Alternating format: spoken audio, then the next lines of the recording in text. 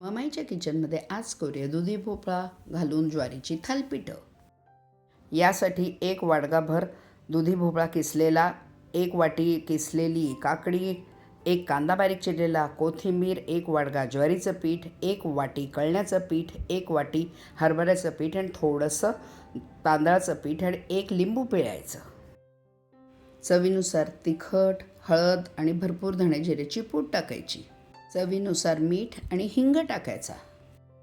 आता हे सगळं आधी कालवून घ्यायचं आणि अगदी थोडं पाणी घालून भिजवून घ्यायचं.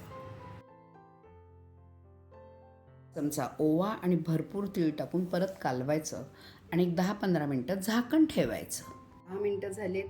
हे छान मुरलंय पीठ. आता नॉनस्टिक तव्याला थोडं तेल लावून घ्यायचं. साधारण एवढा गोळा घ्यायचा आणि व्यवस्थित थोडं पातळसर थापून घ्यायचं. त्याला 2-3 छिद्र पाडायचे. ह्याच्यात तेल, तूप किंवा बटर टाकायचं. तवा गॅसवर ठेवून हायवर ठेवायचा आणि त्यावर झाकण ठेवायचं. सर्र आवाज आला की गॅस कमी करायचा आणि झाकण काढून उलटवून टाकायचं थालीपीठ. तोपर्यंत आपण काकडीची कोशिंबीर करूया.